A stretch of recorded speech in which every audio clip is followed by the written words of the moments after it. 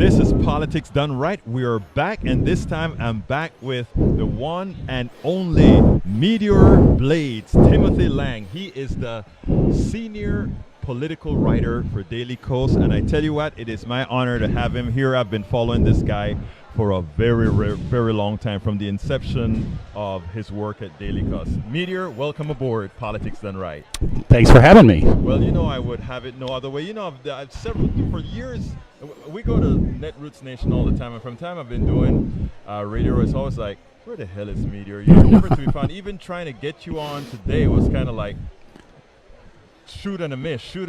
What's wrong with you, man? Well, a lot of people want to talk to me for some reason. I guess so. Well, that's because you're so damn good. Oh, well, thank you. So look here, tell me, what's the state of our politics?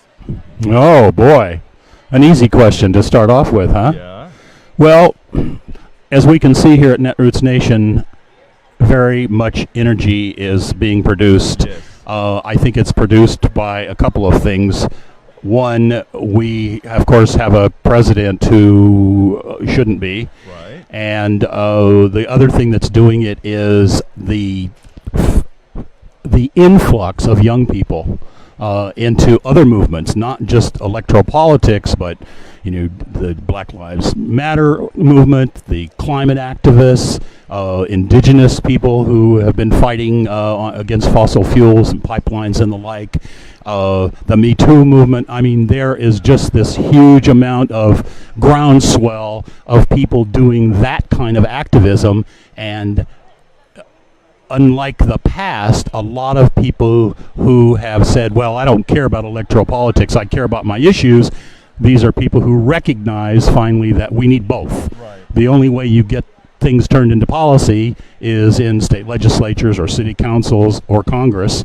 You don't get it alone by protesting. Right. You need protesting. Every reform Of in this change, country right. has ever happened started in the streets, if you will, street politics. But all the great reforms also were codified into law. And so you need both of those. Now, let me tell you, I'm very happy with the activism that I'm seeing. My question to you, though, Meteor, is: do you think that for so long we've been yearning for the progressives to come out in the midterms, hell, to come out even though we had a sort of a groundswell for Obama, we just don't come out in the numbers that we represent in the whole body politic. Do you think there may be a change coming in November? Yes, I do. It's based on not any real data. Mm-hmm. It's part of it's based on hope and my attempt at optimism. Right. But part of it, I think, is that the message that some of us have been delivering for a long time. That is, we've got to stop using the old methods of campaigning. Right. We need to stop allowing the infrastructure of the Democratic Party to fall apart at the local level. It's like you lose a few elections, so you don't do anything anymore. Exactly. And that's really stupid, obviously. But for a very long time, the National Party just wouldn't come to grips with that. And it was also the case in some state parties, California being an example. Interrupt you a second. Sure. As you just said, for a long time, the National Party hasn't. Do you think they have thus far? Because I am sort of nebulous on whether the National Party is as engaged as it should be with the progressive base. Maybe there's something that I don't. No, I don't think it's necessarily that they're. I think they are more engaged. At least certain people are more engaged than has been the case in the past, but they're not as engaged as they should be. Okay. But that's speaking as a fellow Bernie supporter in the Right. past. We were arguing for change in the party, and some of that we've gotten. Clearly, we have a platform that's a heck of a lot better than it used to be, and we do have this energy, and we have this amazing collection of candidates this year. From my own perspective, the fact that there are 100 American Indians running for all kinds of positions. I didn't know that. 100 people. Now, most of those are small positions. Right, but it doesn't matter. That's It local. doesn't local, matter. local. And in the past, we've cast those aside too. Absolutely. Like, if you were going to be on a water board, everybody says, "Oh, who cares about that?" Well, if you live in the West, in the middle of drought country, and if you're an American Indian, where the water is cut off by other people, it's a big issue. Yes. And that's true of public utilities commissions. It's true of city councils and school boards all the way up to the top. So the fact that there are so many people running, and so many of them are young, at least they're young compared to me, is wonderful. Because, very soon my generation is going to be totally out of the picture. Right. And it's encouraging to see that there's this very passionate activism coming from younger people. I think it's so important, and I am hopeful that November is going to bring a change. But I think what's most important, Meteor, is that we have to do what you're doing right now at Daily Coast. You have to keep stroking and making sure that people are not only informed, but that people are uplifted to know that they can do something about what's going on here. And I think that's what comes out in your writing. And I think it's important what you write, because that is what's going to motivate folks, those online. But most importantly is that you're not only with Daily Coast and all the different pieces of the organizations. We're not only just writing, we're actually activating. Right. Well, I've always been an advocacy journalist, if you will. I was in mainstream journalism for a while, but even there I was an editorialist. So Right. I got to do things that journalists typically don't get to do, although within limitations, of course. One thing I'd like to say about after November 6th, win or lose, we have to continue what we're doing now. Yes. And Yes. and in, say, 2020, or even before, if Donald Trump gets kicked out of office before then, we have to remember that Donald Trump is not the problem.